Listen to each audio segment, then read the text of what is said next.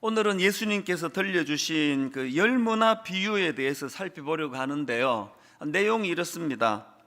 귀족 출신의 어떤 사람이 왕위를 받으러 먼 나라로 이렇게 길을 떠나면서 자기 종 10사람을 불러 모읍니다. 그리고 은화 한 문화씩을 그 종들에게 나누어 주면서 이제 내가 돌아올 때까지 이것으로 장사를 해라, 이런 명을 내리고는 이제 먼 나라로 떠나갑니다. 시간이 어느 정도 많이 흘러갔는지는 잘 알 수가 없습니다만, 이제 주인이 돌아와서는 이제 그 종들을 다 이제 소집을 합니다. 그리고는 각각 얼마를 벌었는지에 대하여 이제 점검을 하고 또 체크를 하는 이제 그런 시간을 가지고 있는데요. 그 첫 번째 종이 보고하기를, 주인님께 받은 한 문화로 저는 10문화를 남겼습니다, 이렇게 결산 보고를 해서 칭찬을 받았고요.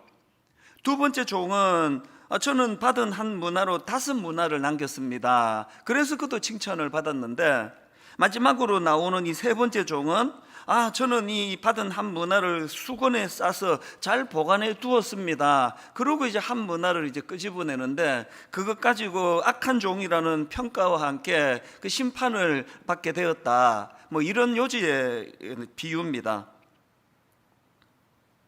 이 열무나 비유는 보통 그 마태복음 25장에 나오는 달란트 비유와 같이 이제 설명을 하는 경우가 많고, 또 그 전개되는 구도가 좀 비슷해서 이제 보통 이제 이 열무나 비유가 주는 교훈이 뭐냐고 그렇게 물어보면은 달란트 비유와 비슷한 답을 합니다. 맡겨진 일에 최선을 다하라, 충성을 다하라, 이런 교훈을 열무나에서 주님이 주시기를 원합니다.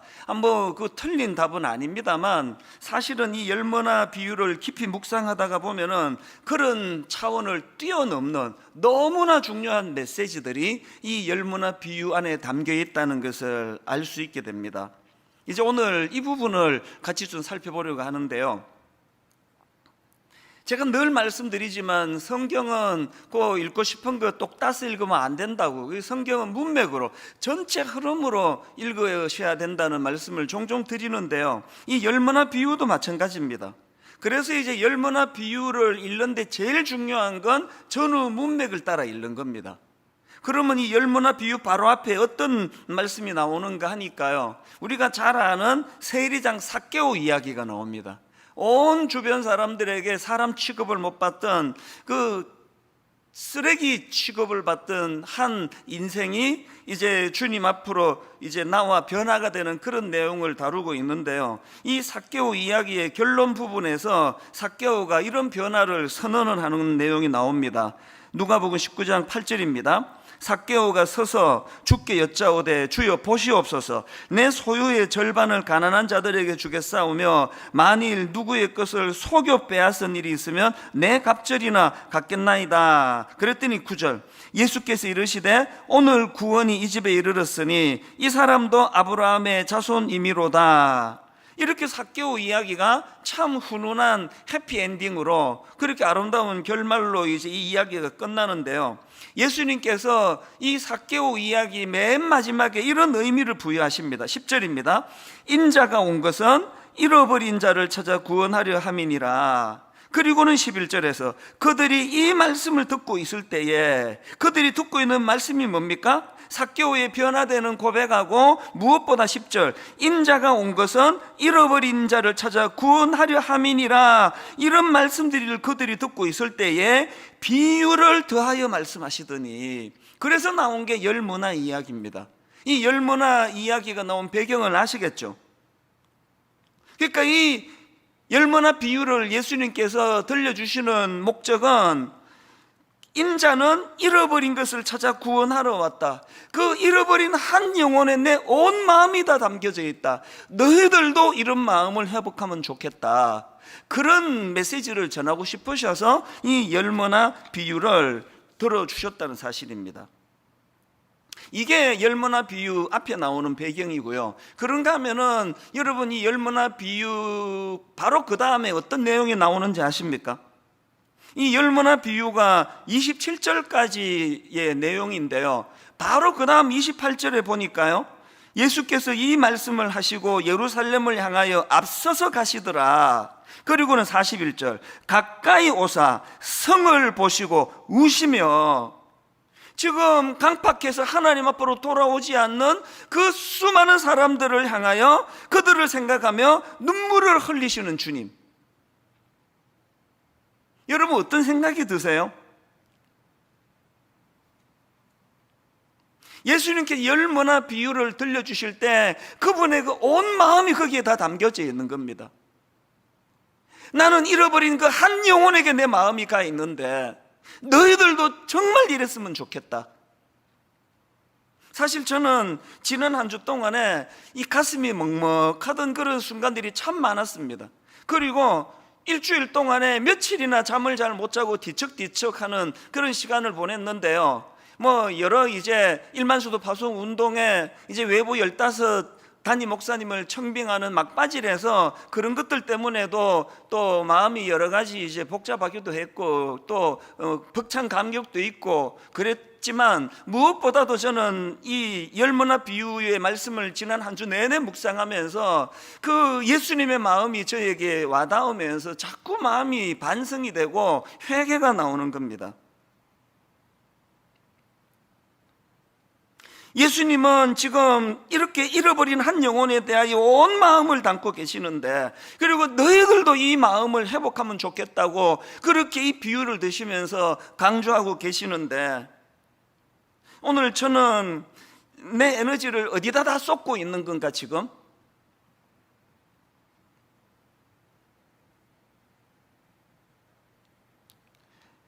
코로나19 이후로 한국 교회가 겪고 있는 이 아픔은요, 세상 사람들이 좀 비난한다, 청년들이 교회 좀 떠난다, 함께 대면 예배를 잘 못 드리는 여러 가지 아픔이 있다, 이런 것들도 다 아픔이지만 총체적으로 이런 일들을 통해 우리가 깨달아야 되는 게 뭡니까? 하나님이 지금 우리 민낯을 드러내고 계시다는 거예요. 너무 뭔가를 향해 열심히 하고 열심히 달려가는 것 같은데 그게 헛다리 짚는 열심이라는 거 아닙니까? 주님의 마음은 여기에 쏠려 계시는데 여러분 지금 우리 너무 엉뚱한 곳에다가 에너지를 지금 허비하고 있는 거 아닙니까? 진짜 하나 돼야 돼요. 여러분 우리 모두가 다 이 사람도 마음에 안 들고 저 사람도 마음에 안 들고 이것도 나랑 다르고 저것도 나랑 다르다 하더라도 무조건 하나 돼야 돼요. 우리 모두가 다 하나 돼가지고 우리가 추구해야 되는 게 뭡니까? 요한복음 6장 39절, 나를 보내신 이의 뜻은 내게 주신 자 중에 내가 하나도 잃어버리지 아니하고 마지막 날에 다시 살리는 이것이니라. 교회가 저 같은 목회자들을 비난하고 조롱하고 세상이 저 같은 목회자들을 비난하고 조롱하고 세상이 이 시대 교회를 향하여 조롱하는 이것도 슬프지만 이것만이 슬픈 게 아니라 이런 이미지를 자꾸 만들어서 이 주님의 뜻을 어떻게 구현하시렵니까? 전도가 안 된다는데, 복음이 전해지지 않는다는데, 우리 때문에 지금 하나님에 대한 이미지가 지금 자꾸 오해를 받고 자꾸 이상한 쪽으로 왜곡이 된다는데 이걸 어떻게 방치할 수가 있느냐고요. 잠이 오십니까? 주님은 지금 내가 하나도 잃어버리지 아니하고 마지막 날에 다시 살리는 이것을 향하여 너희들도 이 마음을 가지기를 원한다고 호소하고 계시는데 엉뚱한 곳에 에너지를 허비하시면 안 됩니다. 이런 의미에서 저는 지난 7월 달부터 계속 마음으로 오기를 가지고 다짐합니다. 하나님, 코로나19 때문에 오늘 성도들이 본당에 와서 예배도 못 드리고 코로나19 때문에 이것도 못하고 저것도 막혀 있지만, 그러나 그것이 영적 침체로 연결되지 않도록 하나님, 작년에 우리가 이런 일 하겠습니다, 저런 일 하겠습니다, 코로나19 이전에 정했던 목회 계획을 하나도 남김없이 다 하기를 원합니다. 그래서 저는 이번 특별 새벽 부흥회를 이제 2주 뒤에 있지 않습니까? 다른 어떤 해보다도 정말 부들부들 떨리는 마음으로 준비하고 있습니다. 그동안 이 새벽 부흥회에 얼마나 많은 은혜를 주셨습니까? 새벽 2시부터 우리가 빌려 예배를 드리는 이 학교 문도 열리지 않은 교문 앞에 줄을 서서 기다리고 새벽 3시 반이 되면 일대가 마비가 되는 이상한 현상들, 이런 일들을 이제 코로나19 때문에 할 수 없다 하지만 오히려 전 잘 됐다고 생각합니다. 그렇게 새벽에 일어나 달려오는 그 모든 에너지를 이제는 각 가정에서 이제 새벽 4시 40분부터 온전히 예배하는 일에만 몰두하게 되기를 바랍니다. 온전히 집중하여 우리가 은혜를 받기를 원합니다. 그리고 그 새벽 부흥의 내내 이 주님의 마음을 회복하기를 원합니다. 인자는 잃어버린 것을 찾아 구원하러 왔다. 너희들도 이 마음을 회복하면 좋겠다. 그렇게 특별 새벽 부흥회에 큰 은혜를 받으셔야, 그래야 이제 우리가 10월 달에 있는 새생명 축제에 아버지 하나님의 마음으로 그 한 영혼에게 손을 내밀 수 있는 거 아닙니까? 사실 많은 분들이 저한테 그런 얘기를 했거든요. 아니 목사님, 지금 이 예배당으로 오지도 못하는데 무슨 새생명 축제를 합니까? 원래는 한 해 그냥 넘어가면 좋겠습니다. 사실대로 말씀드리면 저도 잠깐 그런 생각을 한 적이 있습니다. 그리고 그것을 제가 공개적으로 회개합니다. 여러분, 새생명 축제는요, 우리 교회가 몇 명을 불러 모았나, 그 중에 몇 명을 이렇게 세웠나, 이런 어떤 눈에 보이는 가시적인 결산을 하는 시간이 아니고요, 새생명 축제는 우리 모든 그리스도인들이 주님이 그토록 원하셨던 잃어버린 한 영혼에 대한 관심을 회복하는 것, 이게 가장 큰 목표예요. 그리고 저는 그 애틋한 마음을 가지고 새생명 축제를 준비하다가 보면은 길이 다 보인다고 생각합니다. 예를 들어서 참 아버지가 하나님 앞으로 오기를 원하시는 분, 친정 아버지가, 또 시어머니가 그러시면은 코로나19 상황이 뭐 어떻게 될지 모르지만 가까운 분들 집에 초대해서 식사할 정도까지 풀릴 수 있다면 지방에 계시는 그런 시대 어른들, 친정 부모, 내 형제 다 초대할 수 있는 거 아닙니까? 같이 식탁을 나누고 여건이 이렇게 좋아진다는 전제를 물론 갖고 있지만, 그렇게 하고는 우리 한시에 엄마 아들이 예배드리 그 아들이 함께하는 예배에 같이 잠깐 1시간이면 된다고, 그렇게 하고 온 가족이 같이 영상으로 예배를 드리는 이런 소원을 우리가 가질 수 있는 거 아닙니까? 뭐 그저 한 가지 제 생각을 말씀드린 것 뿐이지만요, 제가 드리고 싶은 말씀의 강조는 이번 새생명 축제는 몇 명을 모시고 왔나, 몇 명이 결산했나, 이거보다는 인자는 이런 것을 찾아 구원하러 왔다, 너희들도 이 마음을 회복하면 좋겠다, 그 주님의 마음이 회복되는 그런 기회로 삼자는 것입니다.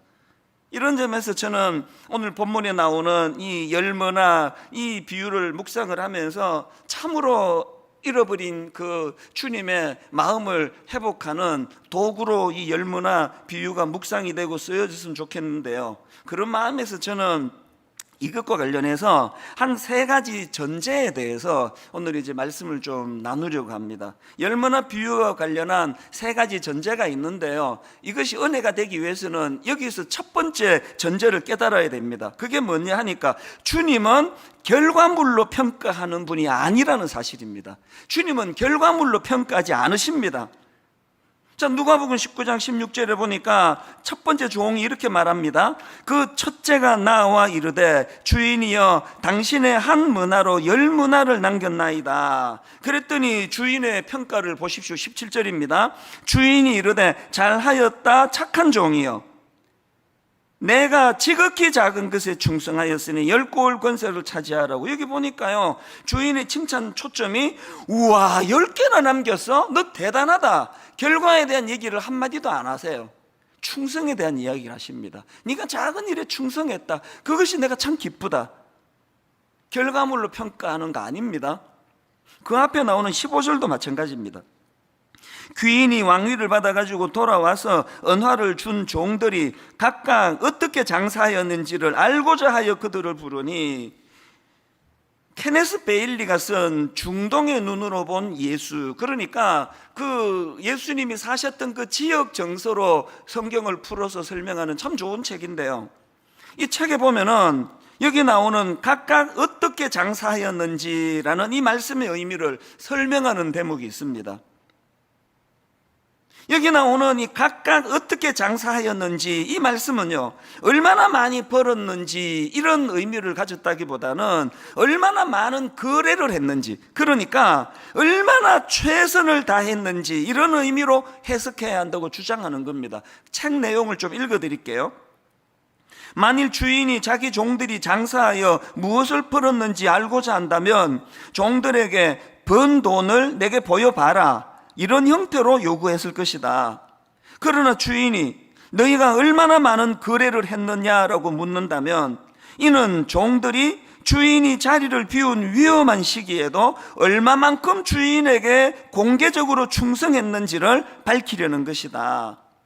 여러분, 여기 나와 있는 종들이 주인이 자리를 비운 위험한 시기에도 얼마만큼 주인에게 공개적으로 충성했는지를 밝히려는 것이다. 이 대목을 읽는데요, 14절 말씀이 불쑥 떠오르는 겁니다. 사실 이 14절은요, 열무나 비유, 종들에게 대한 말씀의 맥락으로는 이 빼도 되는 말씀입니다. 한번 보십시오. 14절. 그런데 그 백성이 그를 미워하여 사자를 뒤로 보내어 이르되 우리는 이 사람이 우리의 왕됨을 원하지 아니하나이다 하였더라. 지금 주인이 왕위를 받으려고 먼 나라로 가는 과정에서 그걸 방해하는 사람이 있다는 그 얘기인데요, 여기 나오는 종들은요, 거기 먼 나라 따라가는 사람이 아닙니다. 남아있는 사람이에요. 그러니까 이 종들하고 이 14절 말씀은 연관이, 해당이 별로 안 되는 말씀입니다.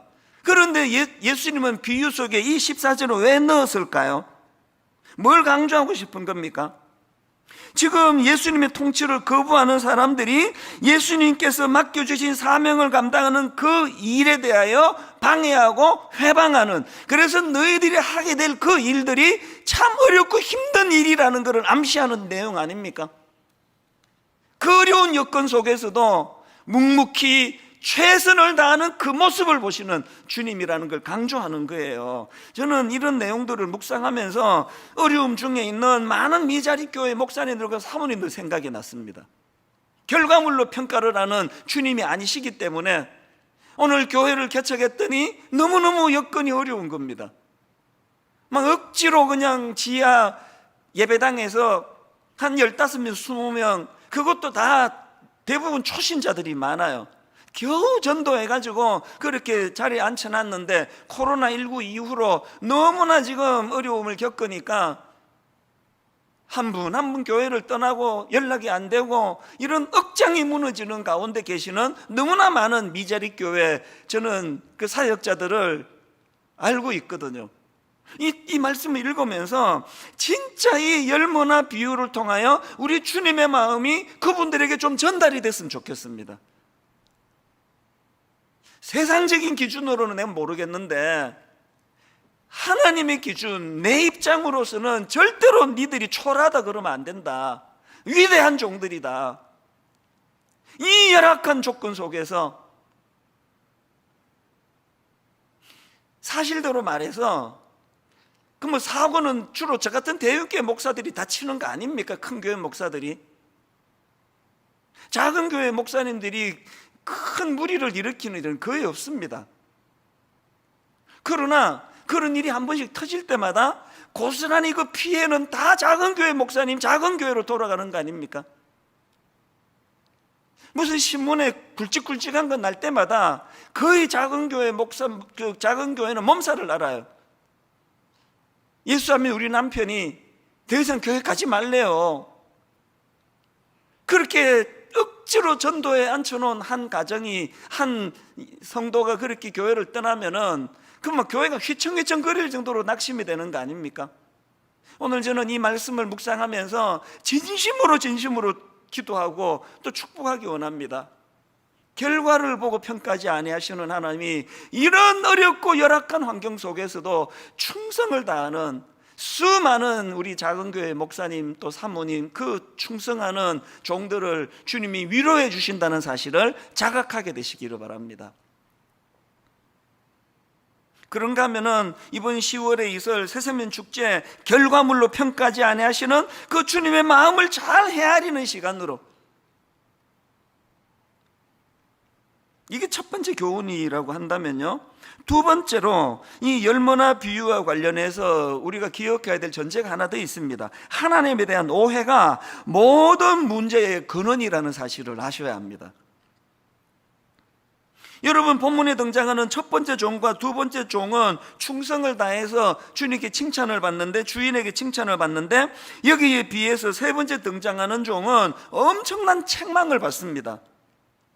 그 이유를 20절 21절에서 이제 볼 수가 있는데요, 그 세 번째 종의 핑계를 한번 들어보십시오. 또 한 사람이 와서 이르되 주인이여 보소서 당신의 한 문화가 여기 있나이다. 내가 수건으로 싸두었었나이다. 이는 당신이 엄한 사람인 것을 내가 무서워함이라. 당신은 두지 않은 것을 취하고 심지 않은 것을 거두나이다. 그랬더니 22절에 무서운 책망이 나옵니다.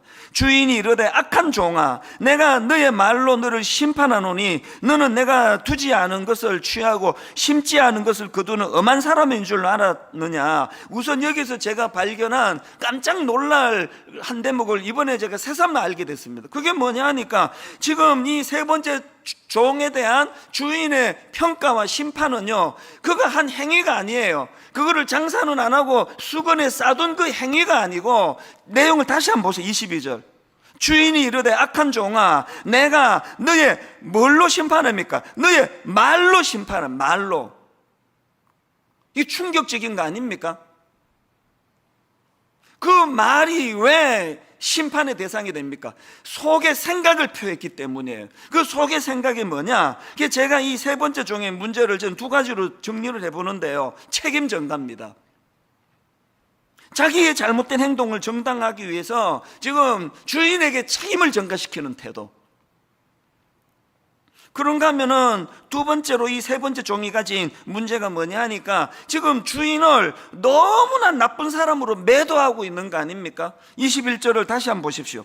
이는 당신이 엄한 사람인 것을 내가 무서워함이라. 당신은 두지 않은 것을 취하고 심지 않은 것을 거두나이다. 제가 어느 자료에 보니까요, 이 표현 두지 않은 것을 취하고 심지 않은 것을 거둔다는 이 표현은요, 아주 이런 착취하고 못된 사람들에 대한 그 당시에 이게 좀 통용되는 어떤 표현이라는 거예요. 이 종이 갖고 있는 주인에 대한 인식이 뭡니까? 뭐 열심히 해봐야 소용없다. 내가 열심히 하면은, 그래서 이익을 남기면 그거 주인이 다 빼앗아 가버리고, 반대로 내가 막 열심히 하다가 잘 안 되고 뭐 문제가 생기면 모든 책임을 나한테 뒤집어 씌우는 주인이라고. 이 세 번째 종이 가진 문제가 뭔지 아시겠죠? 저는 앞에서 언급해드린 케네스 베일리가 그 책에서 한 대목을요, 굵은 글씨로 제가 메모를 해두고 화면으로도 좀 띄워달라 그랬는데, 내용을 한번 보십시오.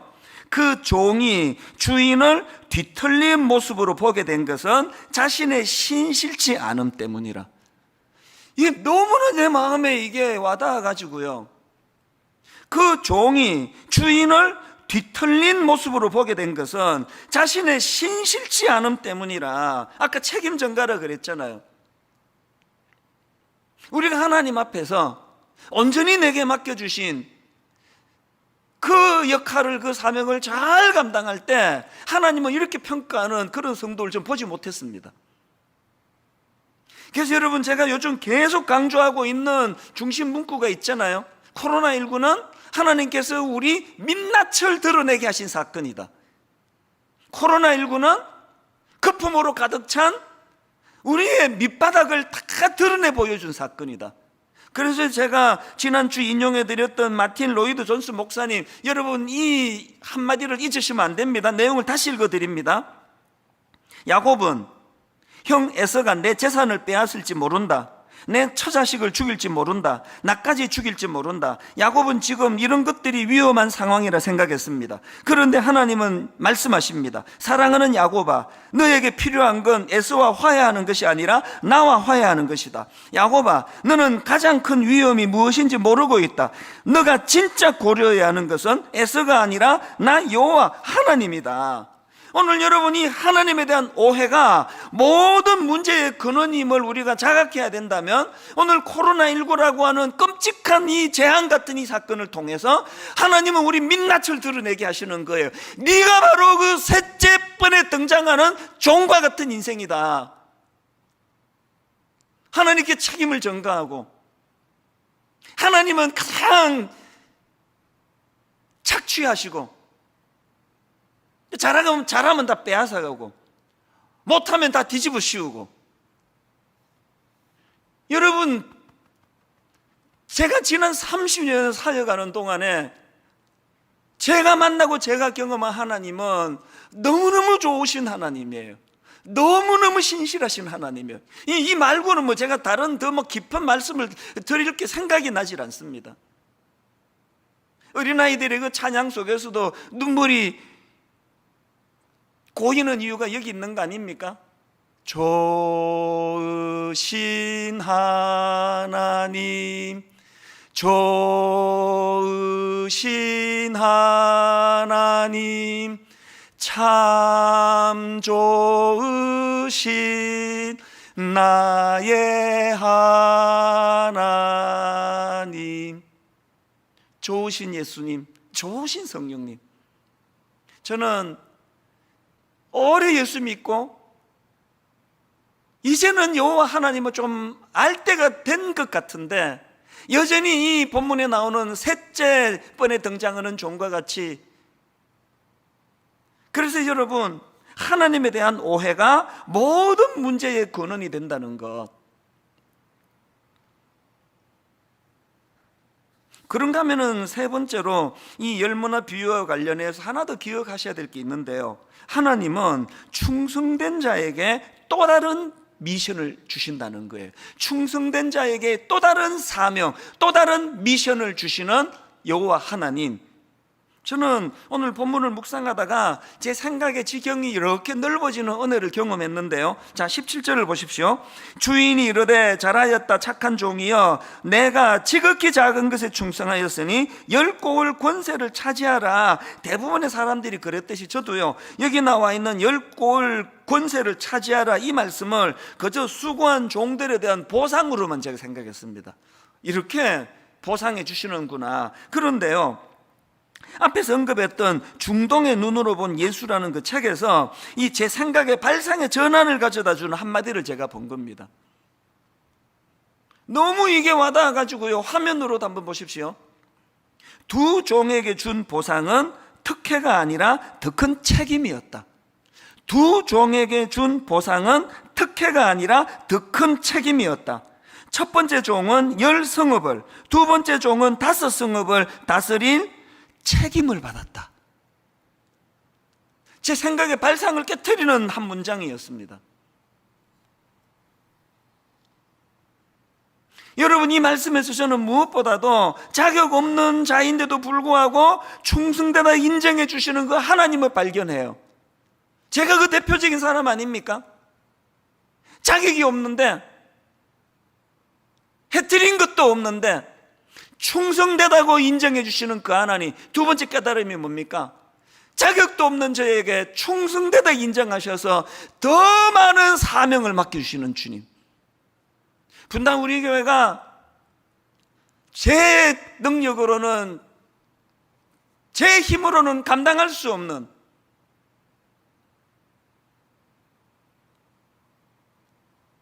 그래서 늘 이것 때문에 감격하는 겁니다. 제 능력의 여부와 상관없이 일하시는 하나님을 경험하게 하시고, 그리고 무엇보다도 10고을을 맡겨주시는 것이 이게 특혜가 아니고, 큰 교회 목사 돼서 과시하고 거들먹거리고 나 대형교회 목사 됐다고 떠벌리는 결과물로 이걸 받는 것이 아니라 부들부들 떨리는 미션으로, 사명으로 이거를 받아야 되는 거구나. 그래서 저는 누가복음 12장 48절, 무릇 많이 받은 자에게는 많이 요구할 것이요 많이 맡은 자에게는 많이 달라 할 것이라. 한때는 이 글씨를요, 큰 글씨로 프린트해가지고 액자에 넣어놓고 제 사무실에서 들어가면서 보고 나가면서 보고 그랬습니다. 무릇 많이 받은 자에게는 많이 요구할 것이요. 지금 일만수도 파송 운동 30개 교회에 이제 외부 15교회 담임 목사님을 청빙하는 과정 아닙니까? 아까 제가 지난 한 주 동안에 가슴이 먹먹해질 때가 여러 번 있었고 잠을 못 자 뒤척일 때가 여러 번 있었다고 말씀드렸는데, 이 과정도 그 이유 중에 하나입니다. 심사를 공정하게 하기 위해 가지고 외부에 6분의 목사님들을 모셨잖아요. 교수님도 계셔요. 그래서 외부의 목사님들을 모셔서 멘토단이라고 이름을 붙이고, 또 이제 우리 교회 안에 부목사님들 중에서 나이 순으로 6명을 모셨습니다. 그래서 이 두 팀이 잘 상의하고 의논해서 이제 마지막에 당회에 청구할 최종 후보를 좀 청구해 주시라고 사명을 드렸어요. 그리고 거기에 저는 참여하지 않았습니다. 지난주에 이제 최종 청구가 올라왔는데요, 제 생각에는 15명을 뽑으니까 한 20명 정도 후보를 이제 청구해 주면 이걸 이제 당회에서 최종적으로 이제 한 15명을 모시면 되겠다 그랬는데요, 결과를 보니까 지금 당회에 청구할 최종 후보가 10명도 안 되는 겁니다.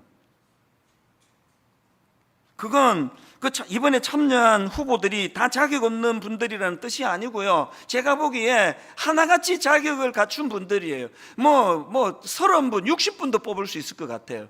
그런데 이제 참 외부의 그 6 목사님들이 너무 고마워요. 그냥 기계적으로 1등부터 15등을 뽑듯이 경쟁하듯 무슨 대그룹에서 직원 뽑듯 하지 아니하고, 한 분 한 분 우리 교회 분당에 있는 우리 교회 성도들이니까 이 교회 성도들에게 가장 맞는 사람들을 심사숙고하다 보니까 이렇게 인원이 좀 줄어든 것 같아요. 이번에 저도 한 명 추천했는데 떨어졌어요. 내 충분히 자격이 된다고 생각해서 추천했는데 떨어뜨리더라고요. 뭐 어떡하겠습니까?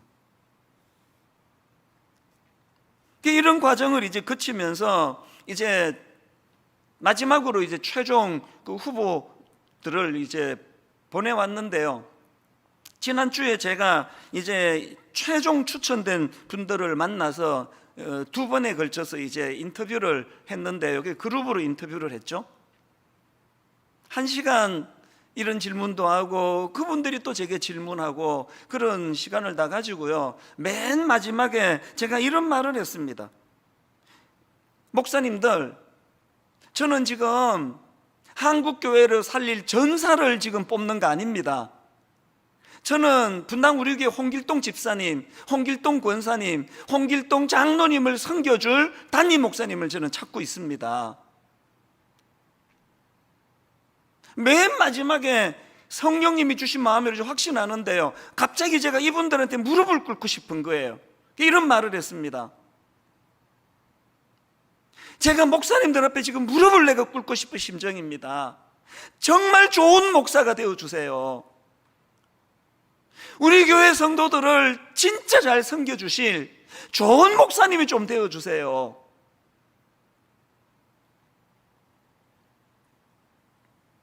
여러분, 주님의 심정으로 잃어버린 한 영혼을 찾는 거기에 모든 마음을 다 쏟아야 되는 것도 사실이지만, 그래서 이미 변화받고 교회 안으로 들어온 수많은 되찾은 성도들을 향하여 온 마음을 다하여 그들을 섬겨야 되는 역할이 우리 목회자들에게 주어진 거 아닙니까? 후배 목사님들 몇 명 앉아 있는데 마음이 울컥하더라고요.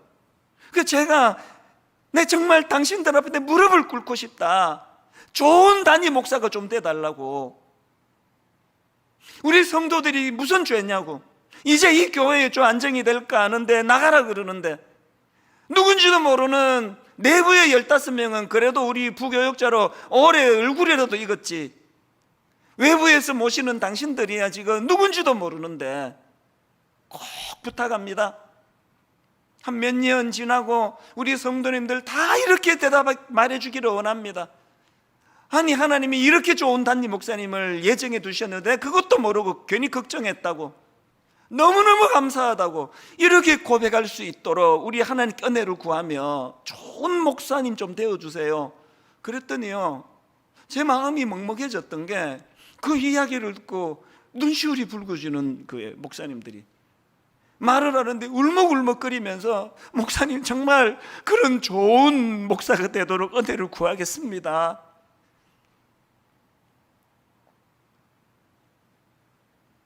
열무나 비유를 들려주셨던 그 배경이 그 보잘것없는 세상에 낙인받고 그 쓰레기 같은 사람 취급을 받던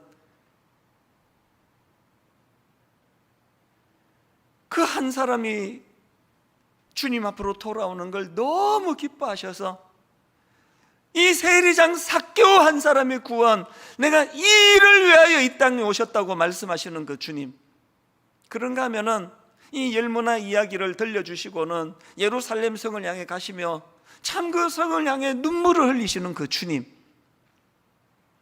여러분 다시 호소합니다. 우리 하나 돼야 돼요. 기질도 다르고 생각도 다르고 이념도 다르고 모든 게 다 다르다 하지만 이유야를 불문하고 우리 하나 돼야 돼요. 복음 안에서. 그리고 한 마음으로 주님의 이 마음을 구현해내는 그런 교회가 돼야 됩니다. 맏일은 소금이 돼버렸다고 비난받는 현실이지만 그건 뭘 안 해야 되는 거 뭘 하고 안 해야 되는 거 뭘 하고 이런 것도 있겠지만 진짜 해야 되는 일들을 놓쳤기 때문이라고 저는 생각합니다. 오늘 말씀을 마음으로 묵상하고 정리하시면서 이제 함께 부를 이 찬양 속에 오늘 내용이 다 담겨 있는데요, 여러분 제가 그 케네스 베일리의 책에 나오는 한 대목을 소개해드리고 이 찬양을 마무리로 부르면서 정리하기 원하는데 이 내용을 한번 읽어드리겠습니다. 들어보십시오. 한 번은 영국의 한 언론인이 테레사 수녀에게 그녀가 캘커타 거리에서 죽어가는 모든 이들의 필요를 채워줄 수 없음을 아는데도 어떻게 그들을 돕는 일을 계속해 왔는지 물었다. 그랬더니 테레사 수녀는 이렇게 대답했다. 나는 성공하라는 명령을 받지 않았습니다. 내가 받은 명령은 신실하라는 것이었습니다. 나는 성공하라는 명령을 받지 않았습니다. 내가 받은 명령은 신실하라는 것이었습니다. 여러분, 하나님 앞에 신실하십니까? 그렇다면 무엇을 향한 신실함입니까? 무엇을 위한 신실함입니까? 이 찬양을 부르시면서 그 신실함을 회복하기를 갈망하기를 원합니다. 오직 주의 사랑에 매여 내 영 기뻐합니다. 오직 주의 사랑에 매여 내 영 기뻐합니다. 우리 함께 이 찬양을 하나님께 올려드리면서 우리 자신을 돌아보기 원합니다. 오직 주의 사랑에 매여 내 영 기뻐 노래합니다. 이 소망의 언덕 기쁨의 땅에서 주께 사랑 드립니다. 오직 주의 임재 안에 갇혀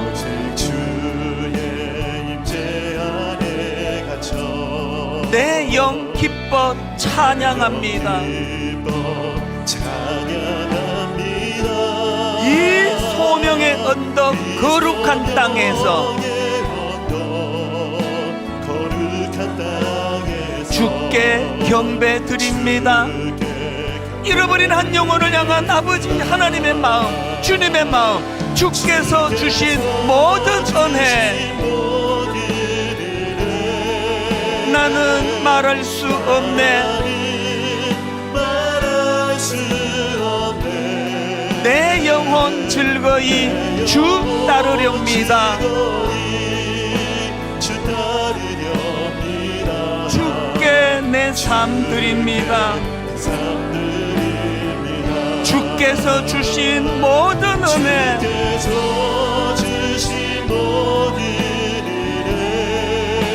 나는 말할 수 없네.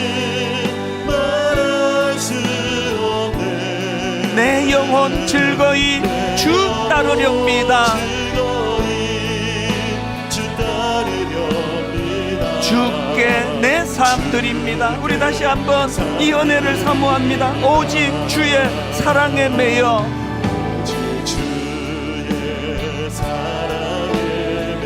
내 영 기뻐 노래합니다.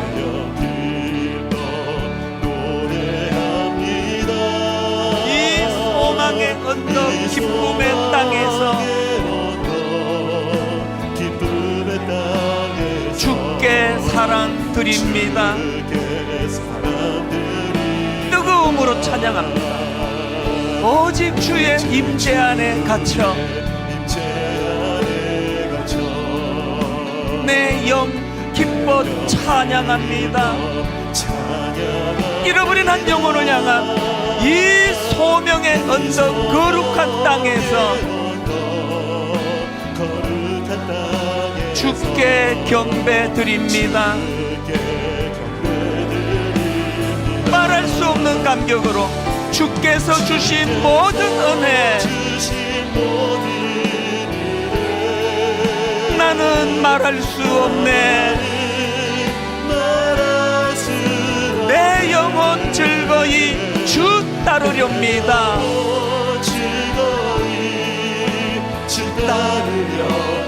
주께 내 삶 드립니다. 주님 사랑해요. 주님 사랑해요. 온 마음과 정성 다해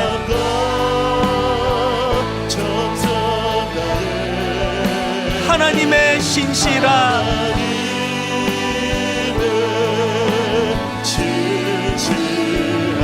친구 되기 원합니다. 나 무엇과도 바꿀 수 없네. 나 무엇과도 주님을 바꾸지 않으리. 다른 어떤 은혜 구하지 않으리. 오직 주님만이 내 삶의 도움이시니 주의 얼굴 보기 원합니다. 우리 처음부터 다시 한 번 더 우리의 신앙을 이렇게 고백합니다. 나 무엇과도 주님을 바꾸지 않으리.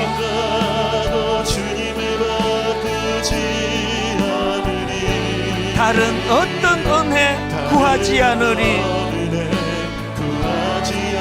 오직 주님만이 내 삶의 도움이시니 주의 얼굴 보기 원합니다. 진실로 고백합니다. 주님 사랑해요. 온 마음과 정성 다해 하나님의 신실한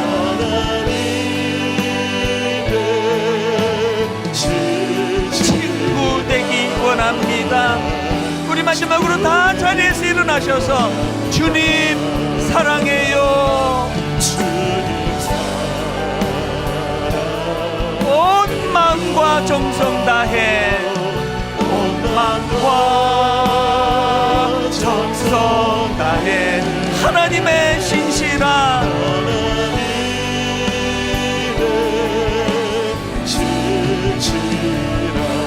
친구 되기 원합니다. 오늘 주신 말씀 가지고 각자에게 주신 은혜를 가지고 아버지 우리 주님의 마음이 잃어버린 그 한 영혼에가 있다면 저희의 마음도 거기에 머물기를 원합니다. 하나님 헛한데 엉뚱한데 내 인생의 에너지가 낭비되지 않기를 원합니다.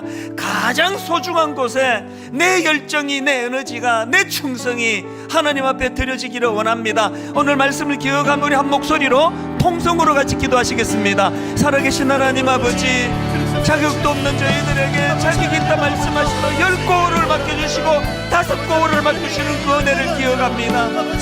아닌데 사실은 충성스럽지 않은데 주님의 은혜로 우리를 그렇게 덮어주시고 가려주시는 은혜를 기억합니다. 하나님 무엇보다도 잃어버린 그 한 영혼에 대한 마음이 담겨 계시는 우리 아버지 주님의 마음이 회복되기를 원합니다. 나는 잃어버린 자를 구원하러 이 땅에 왔다. 너희들도 그 마음을 가져주기를 원한다. 하나님, 잃어버린 한 영혼을 향한 우리 주님의 마음이 회복되게 하여 주시옵소서. 하나님 아버지, 코로나19로 너무나 답답한 상황입니다. 코로나19 이후로 너무나 가슴 아픈 세상에 아버지 비난과 실시와 손가락질이 있습니다. 뭘 잘못해서 아버지 이런 일이 일어나는지 돌아보게 하시고, 해야 되는, 마땅히 해야 되는 그 무엇을 하지 않은 것이 무엇인지 아버지 그것을 돌아보고 점검하는 은혜를 허락하여 주시옵소서. 주님 사랑합니다. 이전보다 더 사랑하기 원합니다.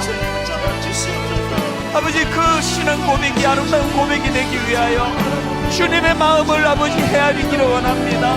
주님의 마음을 헤아리 알기를 원합니다. 우리에게도 그 주님의 마음이 되찾아지기를 원합니다. 잃어버린 한 영혼에 대하여 온 마음이 아버지 거기로 갈 수 있도록 은혜 주시기를 원합니다. 이번 한 주간 그 은혜의 눈으로 한 주간을 살아내도록 인도하여 주시옵소서. 고마우신 하나님 아버지, 자격도 없는데, 사실은 아닌데 너는 자격이 있다. 10고을을 맡기겠다, 5고을을 맡기겠다. 아버지, 그 은혜에 감격하며 우리에게 주신 사명이 사명으로 보여줘야지 우리가 누려야 될 그 무엇으로 보여지지 않도록 은혜 주시기를 원합니다.